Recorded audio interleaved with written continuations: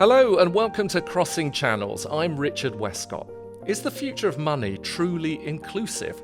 That's the subject of the latest in our collaboration between the Bennett School of Public Policy at the University of Cambridge and the Institute for Advanced Study in Toulouse at the Toulouse School of Economics.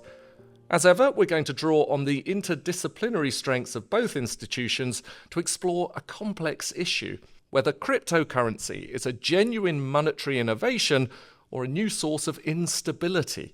How far greater financial openness can deliver real inclusion in practice, and what kinds of trust, governance and public infrastructure are needed if the future of money is to work for everyone. To explore these issues today, we have Sumedha Deshmukh, the Bennett School alumni and research fellow at UCL and Ada Lovelace Institute.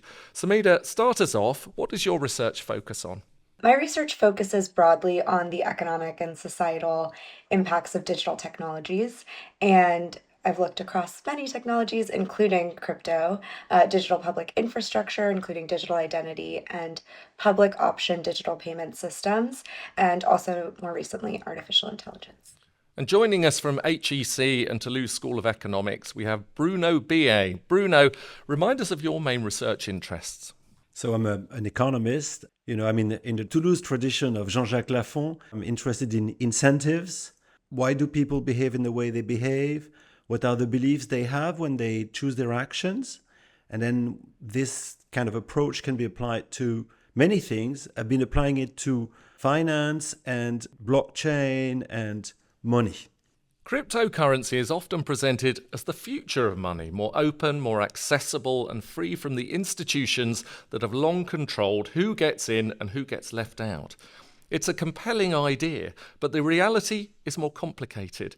Cryptocurrencies have also brought volatility, speculation, and new questions about who these systems actually serve and whether the people they're supposed to help are any better off. Over the past decade, those questions have become harder to ignore. What started as a challenge to the financial establishment is now forcing a much bigger conversation about trust, about governance, and about what money is even for. Because if the future of finance is being redesigned right now, the most important question is not just whether it works, but who it works for. That's what we're exploring today. So, Sumedha, we'll start with you. Your work on digital public infrastructure and digital finance highlights that technology matters only when it solves real problems for people in practice. When cryptocurrency is presented as the future of money, what problem do you think it's actually trying to solve? And does it solve that problem better than the other digital payment systems? Yeah, that's a good question. Maybe right off the bat, I'll make a distinction between cryptocurrency, the technology, and cryptocurrency, the industry as it stands today. So if we take a step back, this technology comes out of the financial crisis, and people are responding to discontent with the financial system as it stands. And they want an alternative. The founder of Bitcoin, Satoshi Nakamoto, creates this technology in order to create an alternative to the mainstream financial system as we saw it at that time. And out of the kind of walled gardens and exclusion that people felt and being taken advantage of by the financial system as it stood. So that was the idea behind the technology. There's a lot of interesting technical details that we don't need to get into for the purposes of this podcast. But I think it's always interesting to revisit that philosophy and think about how the technology has transitioned since that time and over that time. I think when we think about cryptocurrency as an industry today, it actually now mirrors a lot of what crypto was originally trying to solve for. And there has been a lot of consolidation in the industry. There are a lot of technical barriers to entry. There's a lot of keeping people out of the system in a way that maybe the original technology was not intended to do. So I always think it's worth keeping that in mind, the intention versus where the technology has evolved to today. Whether it solves the problem better than other digital payment systems, I think it depends on that question that you asked. Who are we building it for? What are the problems that we're trying to solve? And what is the access that we're trying to enable? So I think that there is a lot that we can agree that is very clunky about the current financial system. There's a lot that excludes people. There's a lot of both regulation, but also technical and operational elements that leave people out of the system. And I think that crypto was originally designed to solve for some of that. That being said, we're working within the parameters of the policy and regulation environment that has come together over decades of the financial system existing. And within those frameworks, I don't think that crypto as it stands is able to solve for some of the problems that it originally thought that it might. And rather, we're seeing a kind of mimicking of the financial system as it was before. And what we're largely seeing is consolidation of power and user base.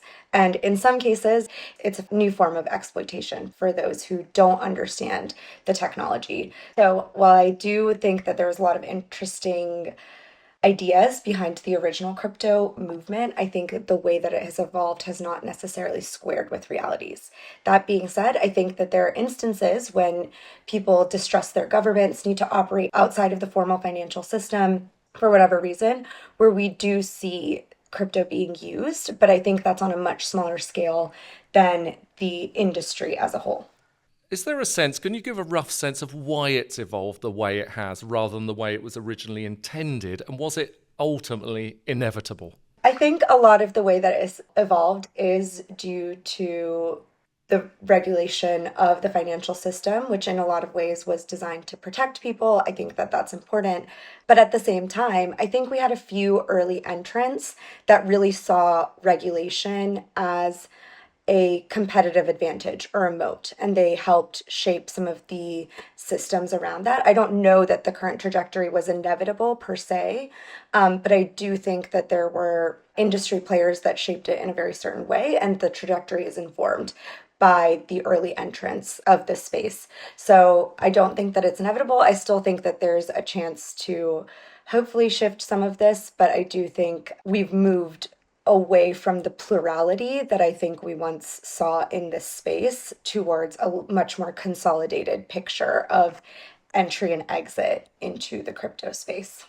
Bruno, in your work, you suggest that cryptocurrencies may be most useful when official monetary and financial institutions are dysfunctional, especially under inflationary or predatory governments.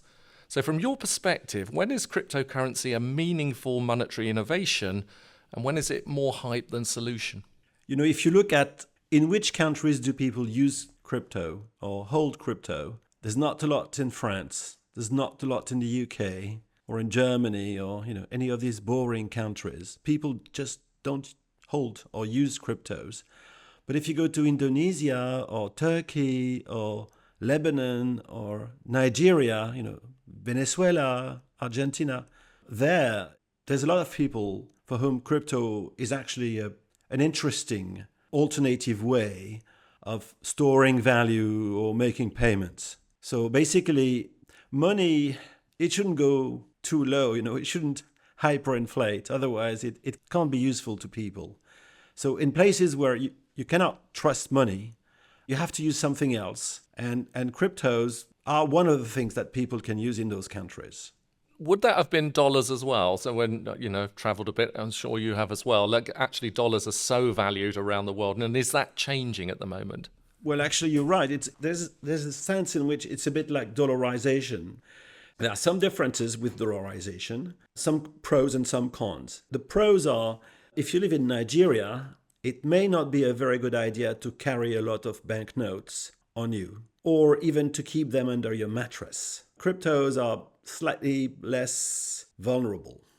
Also, if you're a businessman in Lebanon and suddenly the banking system of the country just freezes, you can't access your bank account, you cannot make any payments, but you're doing import-export with the US, well, then you can use cryptos or stablecoins to pay or be paid. And it would be difficult to do that with banknotes. So there's this notion that there's a technology out there which is, in some ways, more efficient, less risky than the old technology. That being said, now if we look at the cons, cryptos are very volatile. So, it's not very nice when you want to have a store of value or a means of payment to have something that keeps moving around like crazy. I think this volatility question is why we've seen such a recent uptick in interest in stablecoins. And that also relates to your question about dollarization, where I think there was this recognition that people wanted another way to exchange value outside of systems that weren't working for them, but they also didn't want to be subject to extreme volatility. And so I think what we've seen, especially in the last 5 or so years, is an increased interest in stablecoins, which are kind of reserved backed digital currencies. And usually the largest denomination is USD. And I think people are seeing this kind of melding of the traditional financial system and then the rails of crypto to try to square the circle on what they like about the technology and then what has presented challenges. If I may, I'd love to comment quickly on that, because what Sumedha said is very interesting, and it reveals, I think, a very interesting tension. Cryptocurrencies like Bitcoin are very volatile. They are castles made of thin air. Their value is what we believe their value is. And so it's very volatile. It has to be. And so people are a bit, it's not very comfortable. And as Sumedha was saying, a good thing to do is to say, okay, instead of having this very volatile thing, we're going to keep the technology, the blockchain, and use something that is more reputable, like the dollar. That is very difficult to achieve. And that's also related to something that Sumedha was saying before when she was drawing a distinction between cryptocurrencies and the industry behind it. Because once you want to have a stable coin, you want to have one foot in the blockchain and one foot in the real world. That foot that you have in the real world is a financial institution. And as a financial institution, it is exposed to the same kind of problems that generated the invention of Bitcoin. Financial intermediaries taking risk with other people's money, not being transparent about what they do, creating systemic risk. So what we see going on there is something that is not unlike what led to the 2007-8 financial crisis. So, So, Sumedha, ultimately, does cryptocurrency then risk doing what everything else does? Promising inclusion, but in practice, really, in the end, working for those who are already better connected and better informed? I think we do see that risk, right? It goes down to the structures. So, as Bruno was saying, what we've seen is that people and the industry players have in the past taken advantage of the technical barriers to entry and kind of used that as a reason to not be regulated or to only be regulated in the ways that they want to be regulated. And the kind of line that we hear there is, oh, that the technology is so complicated, you'll never understand how to regulate this technology. Yet we see the structures, as Bruno has said, that really mimic and parallel the financial institutions of the past. And so kind of having it both ways without fully having the oversight that leads to some of the exploitation that we've seen in the past. And I think that's where I get quite worried, is that the opacity of some of the technical elements or policymakers not feeling like they understand things that we actually have seen in the past leads to inaction, which then leads to people getting hurt. And often the most vulnerable people, right? Because it is a somewhat complicated technology to understand. And so I think those who do understand the technology are very sophisticated in their ability to get in and out at the right times when it comes to pricing, when it comes to making sophisticated trades, etc. And it's usually the lay people that are coming in at the later times that are then receiving the downside of the market shifts and the volatility. And then I think what is good about what the industry has done is they've tried to make it more user friendly. And I think that it is a challenging technology to navigate on its own. But I think then you expose more people who don't necessarily understand what they're doing to assets that are very complicated and very structured and in very opaque ways. And so I think it's important to pair access to the technology with additional digital literacy, training on potential scams and the potential exploitation that can happen through these new avenues, because that's what worries me, is that, you get like YouTube influencers, TikTok influencers telling people to buy things that they don't fully understand. And I think that's where we get into problematic areas. Well, let's move on to trust and governance and volatility, because I think it's a really interesting area, especially trust with crypto. So, Sumedha, in your recent work, you point to the importance of public infrastructure, interoperability, and governance in digital systems. So, crypto is often described as trustless. And my understanding is that as you don't have to trust an institution or a person to make it work, but surely people will need to trust something where their money is concerned. So in your view, where should that trust sit and how should it be governed? I will say first, I think trustless is a misnomer. As you say, the trust has to go somewhere. And I think with crypto, you're placing the trust in technical elements, you're trusting the code, you're trusting validators, you're trusting the underlying consensus mechanism. There has to be trust somewhere in the system. Or if you're using it via a platform, you have to trust the platform. It has to be there. That's how money works, is that we need to feel that it has value and we need to be able to use it for things. So I always push back on that framing. I would say, how should it be governed? It's a complicated question, as we've been discussing, but I do think there are pretty clear places where you have points of intervention. So on-ramps and off-ramps where people are moving their normal currency into the crypto system, out of the system. That's where we see a lot of the regulation today. And I do think, again, if you're mirroring financial institutions, there should be stricter oversight of those on-ramps and off-ramps. I think with payment systems more generally, we're seeing a plurality of options that are coming out right now. And so I think it's going to depend on where we land on what options are kind of chosen. So we see stablecoins, which we've discussed, cryptocurrency, which can be run in a number of different ways. And we also see the emergence of central bank digital currencies, which is outside of crypto itself. But now we see kind of governments having interest in giving a digital currency option to their citizens. So I think that's something that's going to require a lot of careful thought and governance. And I think we're seeing the different ways that these are playing out. I think it does, as with all money, I do think it requires international collaboration. And I think we're just starting to see that working a little bit more than it has in the past. But I do think that we are going to need to see the institutions responding to this cross-border nature of crypto and digital assets. Yes, I agree with Sumedha. And if I may, I would like to continue on the theme of trust.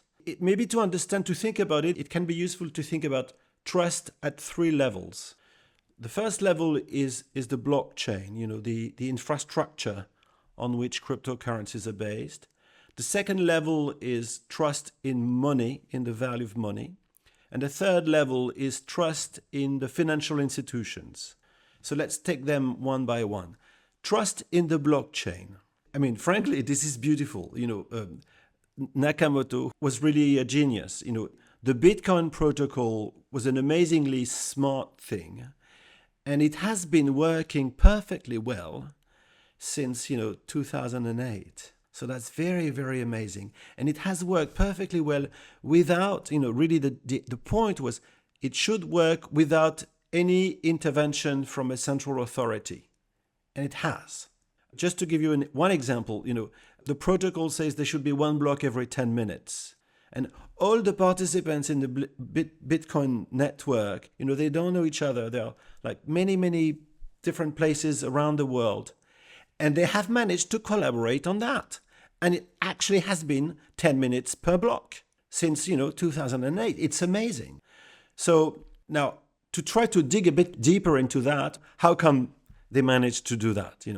How can we have this decentralized coordination? How can we trust that?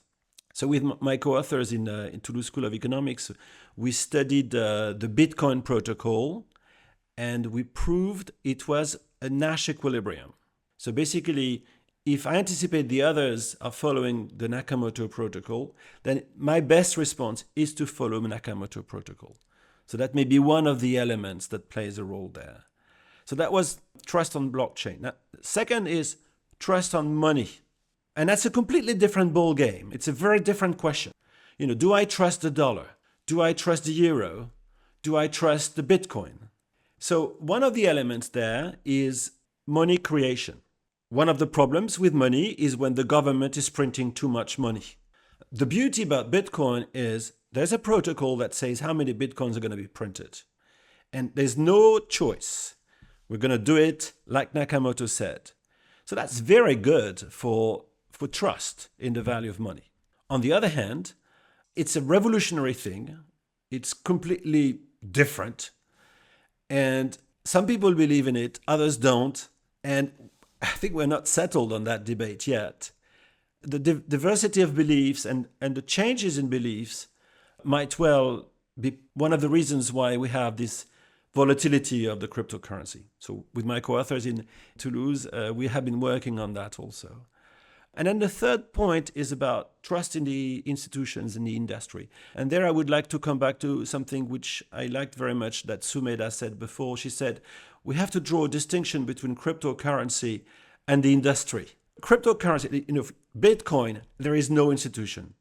Yeah, I really like those three layers. And I think that's a really helpful way of thinking about it. And maybe just to respond and put a finer point on what I was saying earlier is I think you see actually a lot that's under the banner of cryptocurrency. So you see a lot of different types of products. You see a lot of different models. So the consensus mechanism that Bruno was describing is one of many. And so I think to answer your question about governance, I think what's important here is precision and being really clear about what asset we're regulating, what certain consensus mechanisms. And I think Bruno's framework is a really helpful way to think more precisely about what we're governing, because I think where it gets very hard to wrap your head around is when you're thinking about everything at once, because obviously those things are quite different in their structure and they can't be governed in the same way. So I think now we see with time, there's a lot more of a sophisticated understanding of what falls under the banner of crypto. And I think in thinking along those different vectors, you can come to a better approach to governing them. Can you regulate crypto realistically? When you talked about international cooperation, immediately I think of climate change. And actually, the world comes together to produce a report regularly saying this is what we need to do universally to bring down the temperatures of the earth. And then broadly, you see it not happening and it relies on people pitching in and so on. Is it possible to regulate this universally in a similar way? And if you did that, would it take away one of the best things about it? Are you taking away one of the best features about cryptocurrency and why it was introduced in the first place? Frankly, for some aspects of crypto, I hope it's difficult to regulate, because regulating it would basically kill the goose that was laying the golden eggs. If you're a citizen of a country in which the government is a bad government, the central bank is printing too much money, the banking system is corrupt, and then people are trying to use cryptos because it's an alternative they have. In those circumstances, I do not want regulation. I think regulation is bad. Very often in those countries that I just described, in a sense, the government is not very good, but it's also not very powerful and not really able to prevent people from doing things with cryptos. So that's one thing. On the other hand, if you're in a country in which, the monetary authorities are reasonable, the banks are not too dysfunctional, there I think it's good to have regulation. Because there we would like to protect people from spoofing, from people who say, oh, we're going to give you a great return. And, because this does not exist. That's where we need regulation. And I think, frankly, Europe is doing reasonably well in that respect. MiCA is not perfect, but it's not so bad.